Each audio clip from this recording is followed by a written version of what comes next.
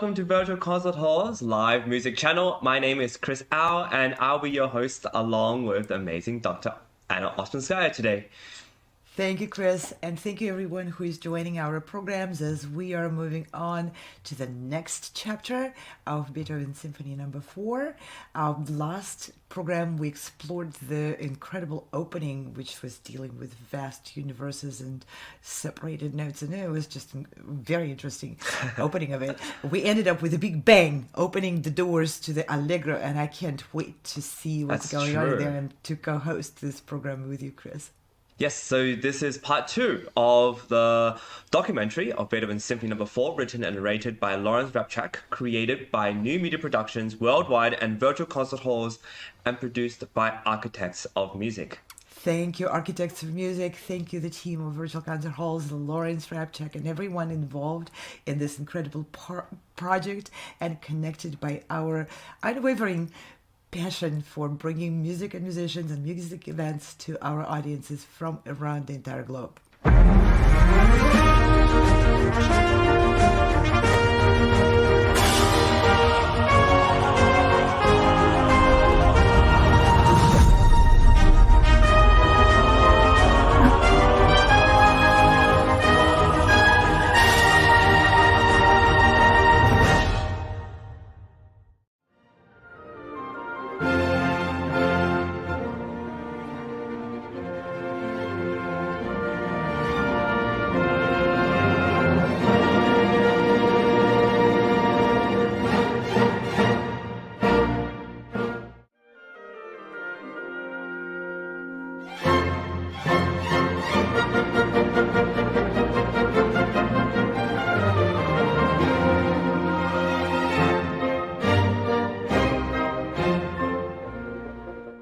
That grand, joyous harmonic cadence. And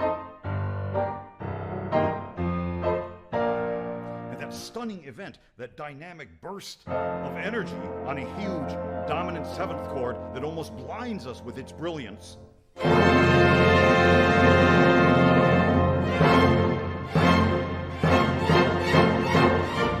And suddenly the tempo quadruples in speed with those dashing upward scales. Which will become very important later on. And Beethoven's ecstatic, life-affirming dance bursts forth. And we all know the Fifth Symphony's reputation as a great darkness to light work. But what about this? And the exposition's main theme, as you heard, is composed of those very same formerly inanimate particles from the introduction. Very equidistant. Yes, now they're supercharged with energy. And the theme includes those lovely descending triads in the woodwinds, which will also evolve later. Everything develops in Beethoven. Everything grows and evolves. Now, am I making too much of this? Or have these shapeless elements drifting in the void been harnessed and infused, animated, ignited with the rhythm of life? It's interesting to learn that right around this time, Beethoven was involved in a rather petty dispute with a rude theater manager. And he wrote to a colleague, quote, "I will not grovel. My world is the universe." So, okay, I get it. He was upset and probably exaggerating. But it's interesting that he used that imagery. So let's quickly take a look at this amazing exposition of the first movement. There's a new linking passage, flowing and animated very softly, with the bassoon playing the main theme fragments, like so.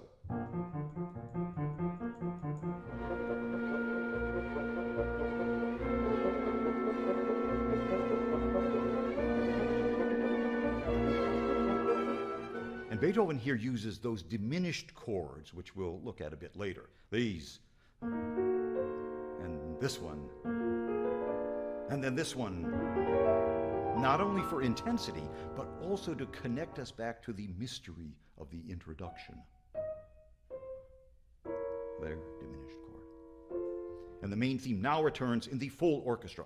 Then we move into the dominant key of F major, as in all good sonata movements, but it's not at all formulaic. Beethoven is always searching and innovating, and he uses the quick, repeated rhythm of his main theme for a transition, like so. But he then destabilizes the rhythm, shifting on to the offbeats. If we had on the beats, it would be bum, bum, bum, bum, bum. But it isn't. It's bum, bum, bum, bum, which adds to the turbulence now with these chords.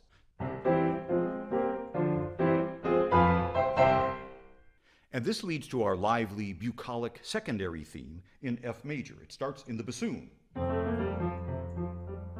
echoed by the oboe, and then the flute in D minor. And you know this evokes a very rustic sound, the shepherd's piping. Yes, over sustained string chords. But wait a minute.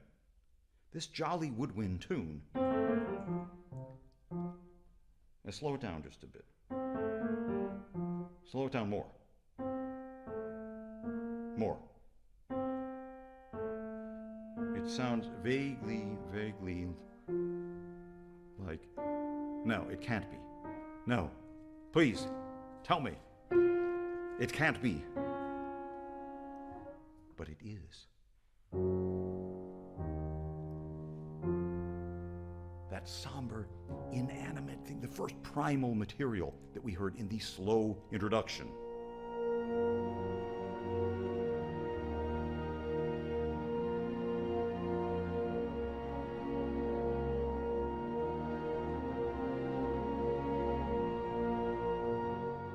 So this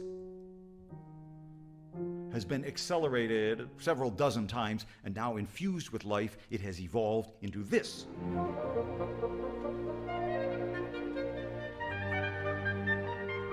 But it happens so fast. Can we hear that again?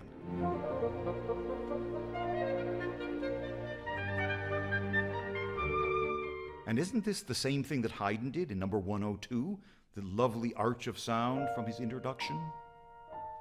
Transformed into...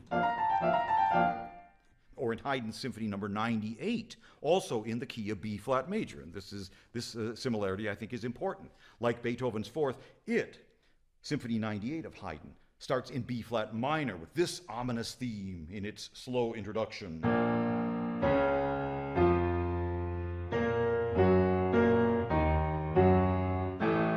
And this same ominous theme later in the Allegro, in the major key, is bouncing around like a gigantic calliope.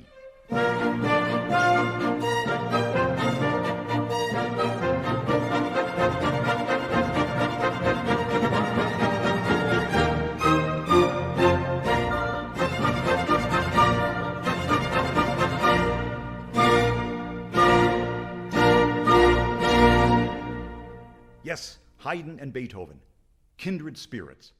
So Beethoven's jolly reconstituted second theme is now extended into a transition, and it continually is built on the steady, repeated rhythm of the main theme. But now twice as slow, played by the strings only in bare octaves.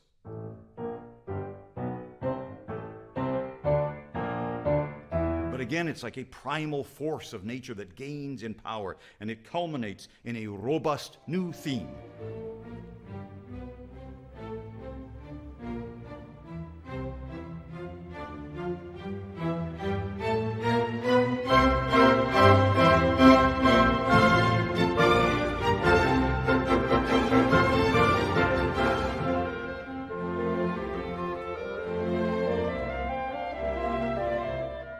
And there's our actual closing theme, all in the dominant key of F major.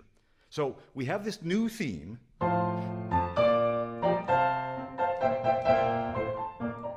followed by the closer, which is a round between the clarinet and bassoon. It's then taken up by the full orchestra, but it includes these delicate little violin interjections that shimmer like so. Twice cut short by the full orchestra. And these delicate little sounds in the violins now expand into this massive crescendo, ending in that vigorous offbeat rhythm, bam, bam, bam, like so.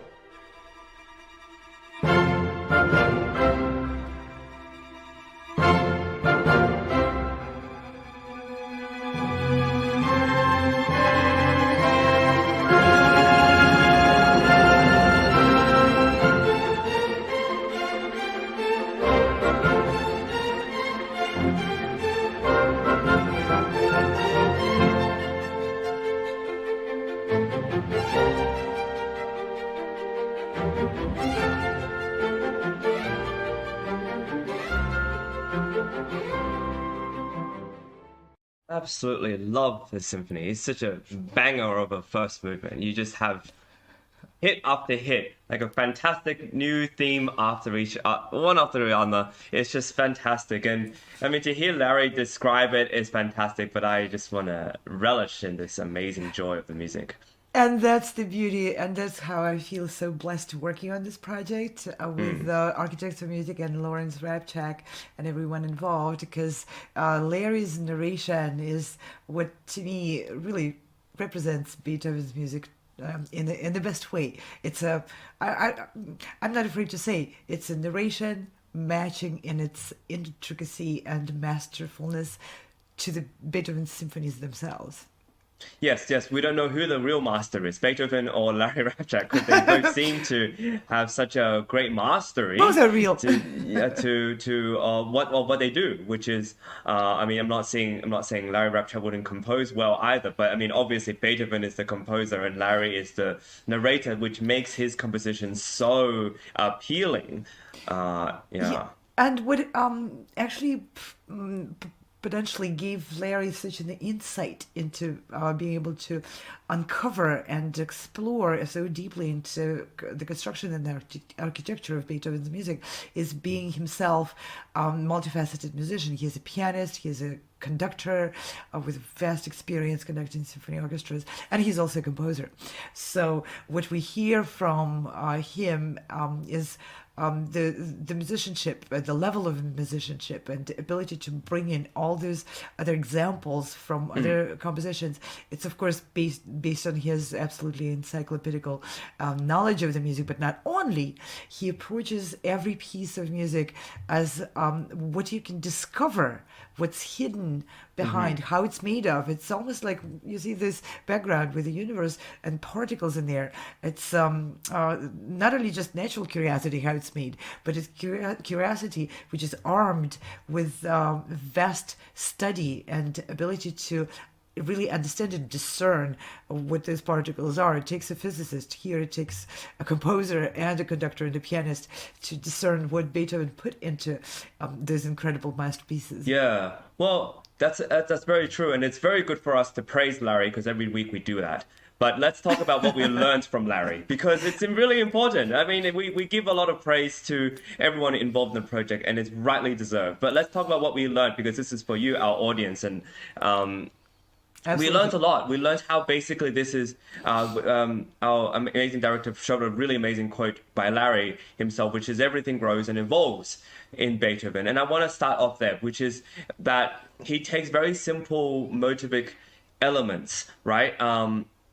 We even have things that he worked with Haydn. When he worked with Haydn, he understood that you can take things from the introduction and put it into the exposition of a piece. You can take skeletons, little fragments, and these can come later. Every single episode we have of Larry talking about Beethoven seems to always have this little thing that there's little seeds of themes, little seeds of tiny little motives that are grown and developed into something much bigger. And I think this is a huge thing for us to learn and for us to really take home with, which is that every little thing, even if we're an interpreter of music and player, performer of music, every little thing matters because it's part of an organic whole. Absolutely. And Beethoven is rightfully considered one of the absolutely phenomenal genius masters of development. Development and seeing things grow. Yes, and Larry summarized it. Everything grows and evolves in Beethoven. And that's how Beethoven approaches his creation and potentially even his personal life. Like in the previous episode we saw, I mean, he had a big blow when his Fidelio opera, his first and only opera, became, business on the business level became a complete failure. And what does he do? He turns his attention to something different and churns out a bunch of instrumental masterpieces and this symphony as well. And speaking of sort of, there's another quote that Larry mentions, and I love these sort of things that we learn from his diary entries or his letters, because it really shows Beethoven as a person who then relevantly it translates into his music. We can learn a lot about a person's character from his music, but we can also learn a lot about their character from their letters. And one is when he was involved in a dispute with a very rude theater manager. He said, "I will not grovel. My rule is the universe."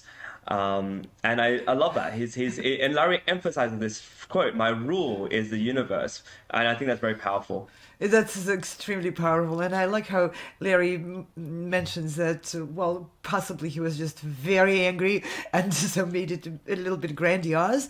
But I'm sure Beethoven meant it because that's what his music is like. It's on grandiose scale.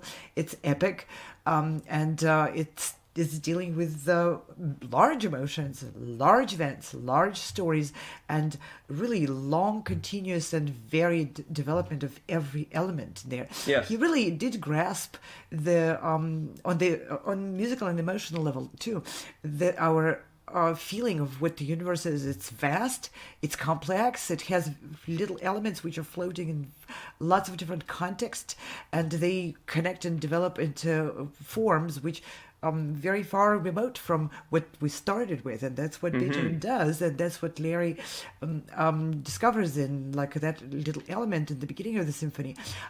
It takes really a lot of understanding to make a connection between that and what it sounds and looks like and what it feels like in the allegro section of the first movement. And what's interesting is how often do you hear artists or people these days talk about "my rule is the universe"? It's almost as if the more we understand about the scientific world and the universe itself, the less we seem to respect it and to adhere to what we call its rule. And what is that rule? Beethoven kind of indirectly claims to know it. He claims, yeah, he claims to understand it and to follow it somehow. And I wonder if it has something to do with the will. Like, we don't talk about this very much either these days. What is the will? Like, the strength of the will. And one often, if you're religious, talks about the will of God. But also, what is the will of the universe? That things continue to move forward, that the time doesn't stop just because things don't go your way or that you fail. You continue to suffer through it. And I think we learn a lot from understanding Beethoven's music because it inspires us to know how to be great and to really follow something really revolutionary. And it's fantastic. I really, really love this. Yes, it's very invigorating and inspiring to hear from someone like Beethoven. Yeah, go ahead and just follow the rule of the universe to the best of your understanding of it, and as opposed to engaging into some squabbles with another person. That's not the rule of the universe. Not that he didn't, but yeah. Yeah, it goes back to what people discovered in his diaries and in his Tagebuch, very famous Tagebuch of Beethoven. Many references to intelligent and kindness of the higher power. So that was his understanding of the universe. The universe is not out there to just bang us with, cataclysmic weather events. It has its ruling and it has its kindness. This assignment of the moral aspect or ethical aspect to the universe is something you might not really immediately expect from Beethoven, but it's there in his diaries.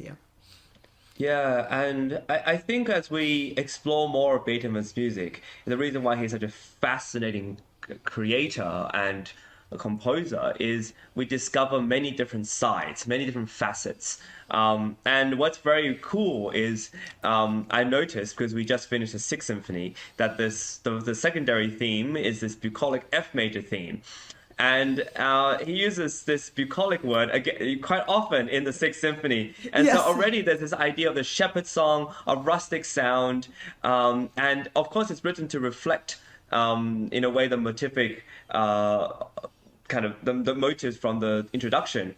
But again, we have this idea that, yes, there's a huge burst of energy within the cosmos. But let's not forget the little shepherd out there and with the sheep and the pastoral sense of nature and the ease at which joy is easily attained.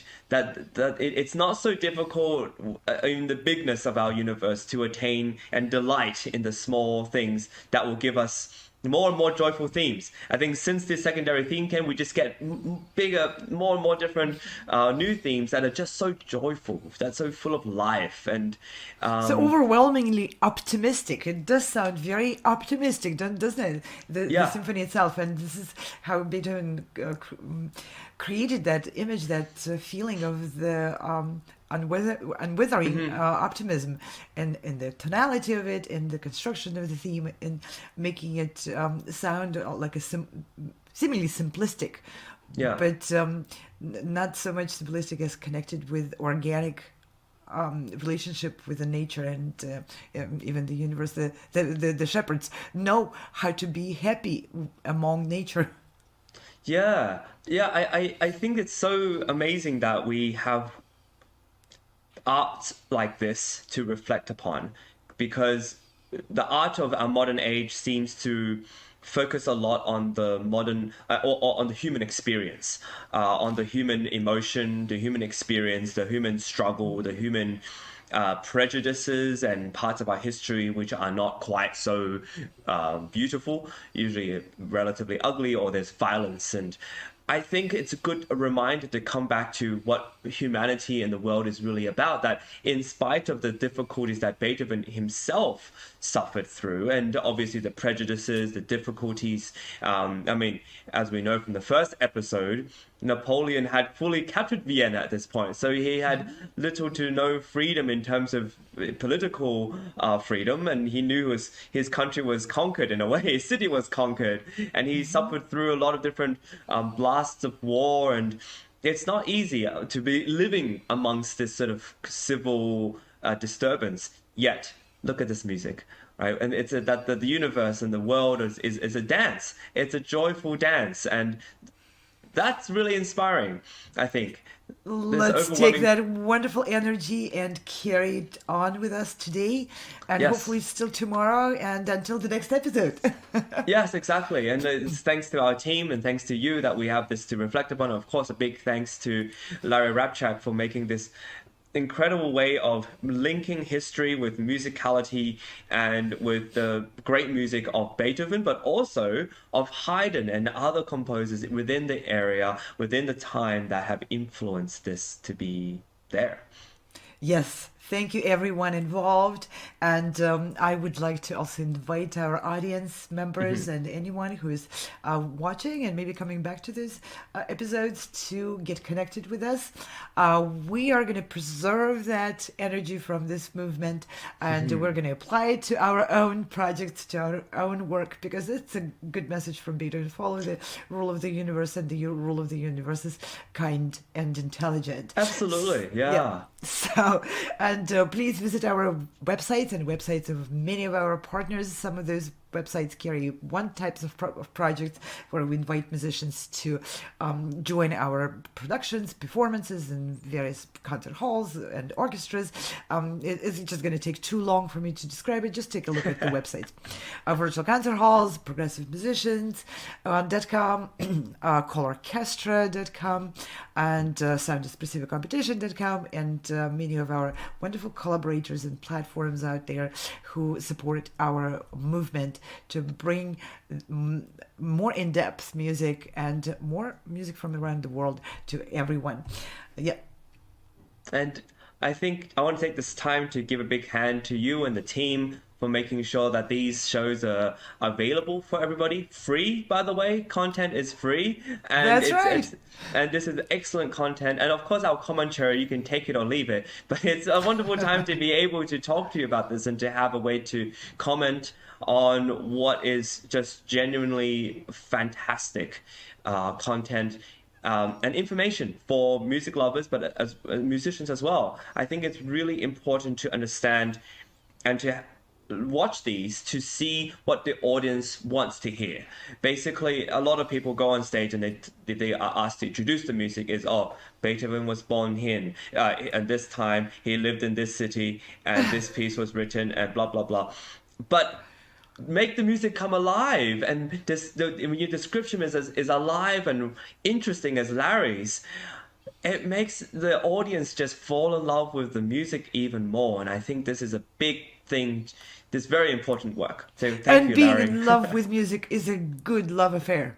It Yeah. does not betray, it does not harm, it just No. brings energy, joy, and fuels your own creative energy. So we hope our programs bring joy to you, and we'll be again back with episode number 3 for Beethoven Symphony number 4 very, very soon. See you Yes, again. join us for part 3, and then I'll see you soon. Thank you, everybody.